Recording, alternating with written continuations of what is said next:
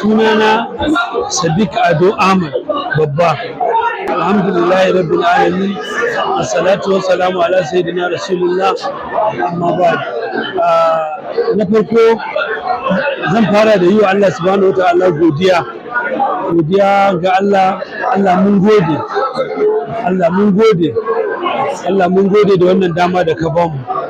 Hakika akwai al'amarin waye mai yawa, akwai al'umma da yawa, amma mai girma makamin Kano Allah ya saka masa da alkhairi, ya ƙara masa lafiya, ya ga cancanta a gare ni da ya bani wannan mukami. To babu abin da za mu ce sai dai mu masa godiya. Kamar yadda ya yi bayani, ya ce wannan sarauta tun lokacin da wanda yake kan sarautar da aka fara yi wa ita marigayi Ibrahim Khalil, Allah ya masa rahama, shine ya zama jarman makama na farko. Ya yi ƙoƙari wurin haɗa kan al'umma da taimakonsu da kaci gabansu a ƙaramar hukumar Wudil. Saboda haka tun da Allah ya masa rasuwa yake ta bibiya, yake neman wane ne zai maye wannan gurbi.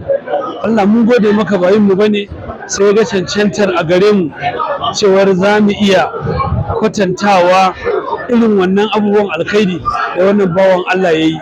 Don haka muke wa Allah godiya da ganin wannan cancanta da majalisarsa ta yi har ta ba mu wannan matsayi wanda muke alfahari da shi. Muna addu'a ga Ubangiji Allah ya sa yadda aka kyautata mana zato, Allah ya riko da hannun mai ba mu ikon kawo ci gaban da ba a taɓa zata ba. Allah ya sa mu zama sanadiyar kawo ci gaba a wannan ƙaramar hukuma mai albarka da al'ummarta gaba ɗaya da kuma masarautar Wudil gaba ɗaya da ta jihar Kano gaba ɗaya. Zuriyar Jobawa, mu ne zuriyar Jobawa, kuma muna alfahari da ita. Muna addu'a Ubangiji Allah yadda magabatanmu da waɗanda suke jagororinmu, shugabanninmu, iyayenmu suke yin ƙoƙari, Allah ka ba mu ikon yin abin da ya fi nasu. Allah ka ba mu ikon kawo ci gaban da ya ninka nincin banincin ga wanda suka kawo. Allah ka sa mu biyo ta farki irin wanda suka yi na kawo al'umma ci gaba cikin kwanciyar hankali da salama. Ya sa ya zamanto sanadiya ta shafe dukkanin wani raɗaɗi ko damuwa ko ƙunci na al'umma wannan ƙaramar hukuma mai albarka. Wannan shine fatanmu, shi sa muke yi wa wannan zuriya ta Jobawa godiya, shi sa muke yi wa mai girma makamin Kano godiya ta musamman domin wannan dama, da kuma muna addu'a Allah ya amsa addu'ar da ya yi mana domin mu zama nagartattu. Allah ka fishe mu kunyarsa, Allah ka sami yi abin da zato bai taɓa zata ba wajen kawo ci gaba. Alhamdulillahi Rabbil Alamin. Wannan yana ɗaya daga cikin godiya da nake wa Allah subhanahu wataala.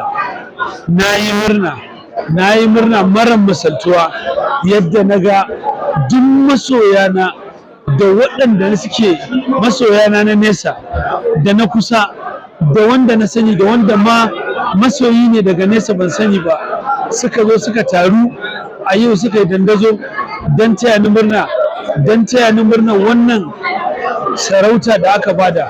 Ba abin da zan ce sai dai Allah ya saka musu da alheri, Allah ya bar zumunci, Allah Ubangiji ya ban mu tare, Allah ya kawo mana ci gaba da nasarori masu yawa. Yadda suka zo wani al'amari nawa, Allah ka bujiro musu da abin da ya wuce wannan na ci gaba da farin ciki a rayuwarsu da al'amuran rayuwarsu.